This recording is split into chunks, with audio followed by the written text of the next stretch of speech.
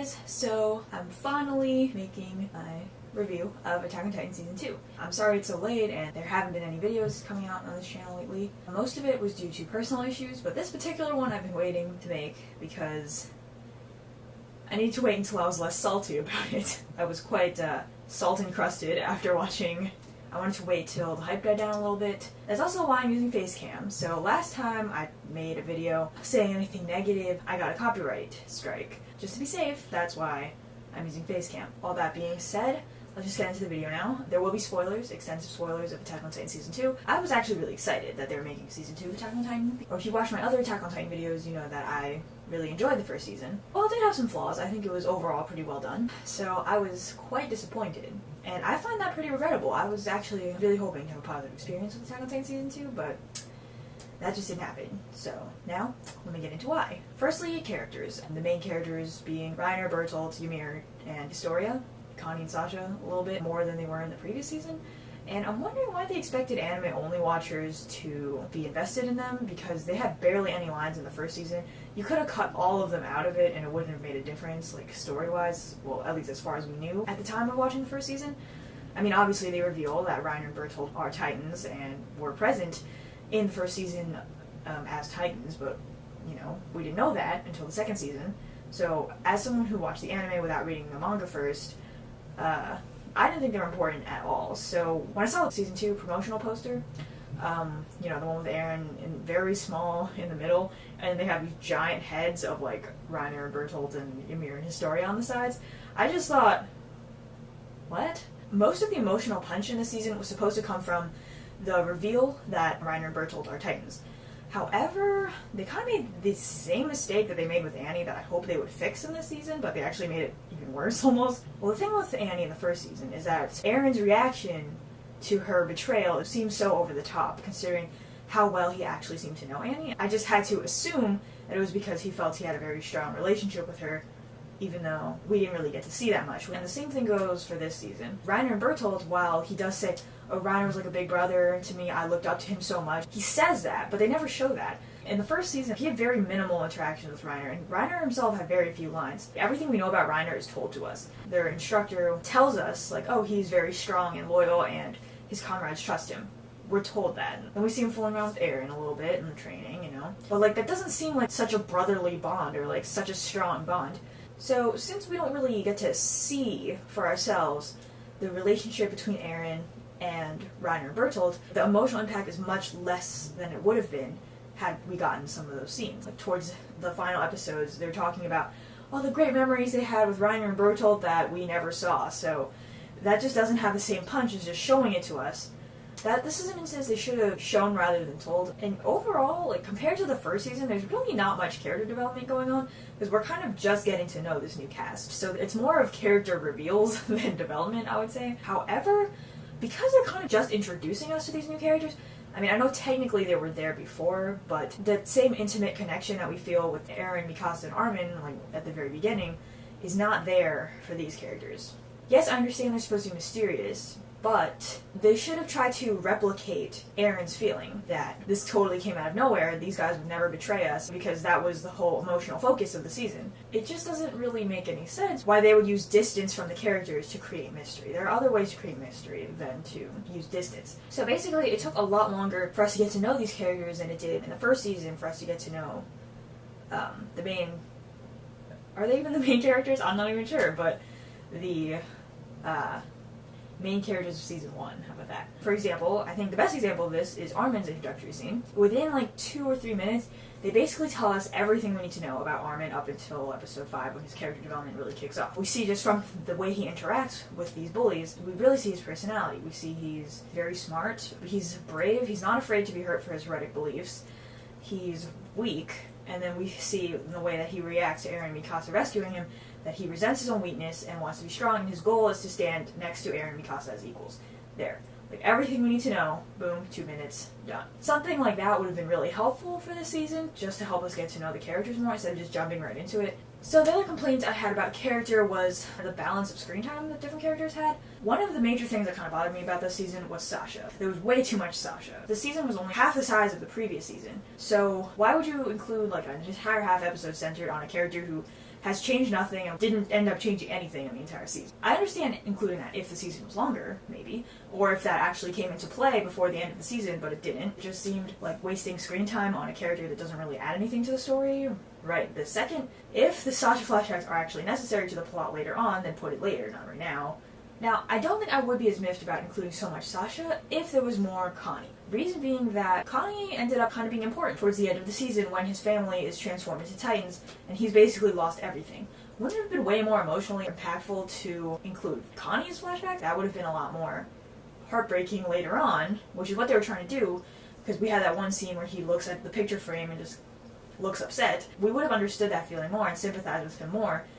It just felt overall more emotional impact if we had seen flashbacks of Connie instead of Sasha. Okay, so a massive strong point of season 1 was using character to prop up theme. I know like a bunch of other anime reviewers say that that is absolutely not true, but if you want to see my argument about that, then just watch any of my character analysis videos on the Attack on Titan cast. I don't know if you'll agree, but you'll see what I'm trying to say there. So a major theme of season 1 was moral ambiguity and like whether the ends really justify the means. Like, is it okay to leave behind your humanity for the sake of saving it?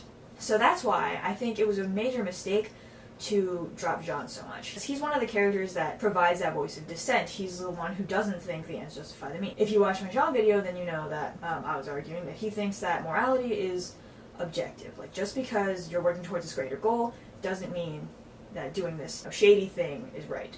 Having more of Jean in this season would have made a lot of sense to provide more thematic richness, like especially with the final implications towards the end that Eren is finally going to just, abandon his friendships, his old relationships, and just gonna kill the Titans. And Bertolt's line that someone has to get their hands dirty, and then we see Erwin at the end thinking, we lost so much, but it was worth it because we found out a little bit more about the Titans. So having Jean there really would have added that voice of dissent that was kind of missing. Okay, so now Eren's development over the course of the season. For being the main protagonist, it was not as much as I thought was going to happen. So one of the most interesting things about Eren from season 1 was the idea that, as I said in one of my Eren videos, he's abandoning his humanity to destroy what he hates. That was a major theme in season 1. We saw that recur in like Arman's character, Erwin, but now they're introducing this new power, the coordinate. Honestly, I have no idea where they're going with this theme-wise, because the destruction of the friendship between Eren and Reiner and Bertolt is reinforcing those themes from season 1 of sacrifice, of abandonment, of relationships, morals. But the coordinate doesn't seem to cost Eren anything. So it's kind of interesting to see this thematic shift, and I'm wondering what they're going to do with it. Is this marking the beginning of lame power-ups, or is this actually gonna make this even better? I don't know, because the season ended pretty early. Also with Eren though, on another note, we do see a bit of a change from season 1. We're kind of seeing the degradation of his ideals. Like in season 1, basically it was the same situation. They knew with certainty who the Titans were before they actually went to confront them about it. Yet this time Eren is completely ready to fight. So we do see a bit of character development there, but again, I'm much more worried about the coordinate and how that's contributing to the theme, or whether it's contributing to the theme. Then the other thing is Arman, who barely did anything this season, but I mean, I'm okay with that. He's a side character, and he was developed a lot in the first season, but the thing with Arman is that he's the one who thinks the ends justify the means. And we see that. He's willing to resort to psychological attacks on Bertolt to win, but then we get no closure about that. Even Eren had this face, as Arman says this, that looked a bit disturbed, but we never hear what happens, what becomes of that. There's no conclusion regarding that in the end of the season. So I'm guessing they'll fix that in season 3, or Arman will just keep spiraling downwards with no closure, and then eventually something big will happen with him, but I don't know. Okay, so that's it on character for now. Now I'm going to talk about the overall atmosphere of the show. Now, I'm not an expert on directing or anything like that by any stretch of the imagination, but I have to say, it just didn't really feel like the same show from season 1. One of the strong points of season 1 was its intensity. And that was one of the things that kept bringing me back despite poor pacing in season 1, because it was just interesting to watch. But this season just felt so strange. The signature screaming from season 1, that was like one of the things that Attack on Titan is notorious for. Characters would scream their heads off in season 1, but this season it was just, I don't know, just a little bit of screams. I mean, of course it was, Eren screaming, as usual, but it just didn't seem as intense. Maybe it was also the music, because there were a few times where it was really conspicuously quiet, and the pacing of the dialogue was a little bit strange, so that I actually noticed that there was no music. Usually I'm not the type of person that notices background music, but this time I actually did notice several times, like that short little conversation between Historia and Ymir, after Ymir is ejected from her Titan, they reveal that Reiner has a split personality. That also was kind of interesting because they were arguing, but there was no like music or anything, and there were some like conspicuous gaps in the dialogue. Okay, so now, or I don't even know if this counts as atmosphere, but this just really irked me about this season is the flashbacking. And I'm not talking about the long-term flashbacks like Sasha's flashbacks. I'm talking about them flashbacking stuff that we literally just saw. Okay, in that episode where Mikasa gets like crushed by a Titan a little bit, and then like a few seconds later after she takes a tumble on the ground with Eren, she's like in pain, and then they show us the exact shot that they use of her getting squeezed by the Titan. Even though we just saw that, like that was not even more than 5 minutes ago, and we just saw that. It's like, you think I forgot what just happened? They were clearly just trying to fill up the episode, because even if we didn't remember that she got squished by a Titan, if she took a tumble all over the ground and is in pain, that would make perfect sense. So that was completely unnecessary in every regard. The other thing that I found kind of funny even is that they flashback to Carla and her death, even though that's like the most iconic scene in Attack on Titan. Like even people who haven't watched Attack on Titan see that and they know it's Attack on Titan. Why are you flashbacking to that? And it's even written into the dialogue while Eren's crying. So obviously we know he's thinking about that. You don't need to show us that that's the same Titan. We remember that Titan. That was one of our first experiences with the Titan, because it was in episode 1. They had that giant shot of it. They were, again, trying to fill the episode. And also underestimating the emotional weight of their own show, which is actually really sad. Misuse of flashbacks was a huge problem in this. Like, they flashback to things we didn't need flashbacks to, and then they didn't flashback to things we should have got flashbacks for. And the writing was just so clunky, especially like towards the end. My least favorite scene in the entire show is when the armored Titan is running, right?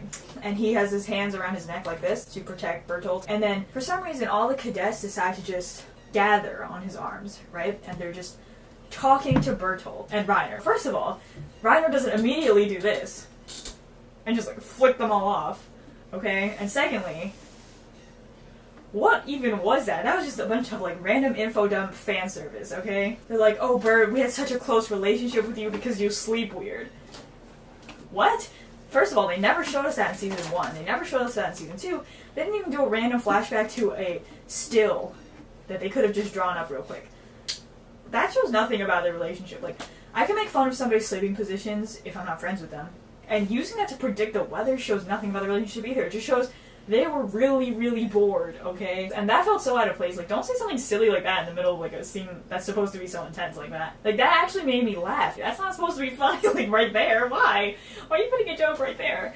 But it wasn't a joke. They played it like it was serious. If you're going to flashback to the most iconic scene in the entire show, and show us how Mikasa got injured twice in the same episode, less than, like, 10 minutes apart, then at least give us some stills while they're talking. But flashbacks of them bonding together, you know, sitting around a table.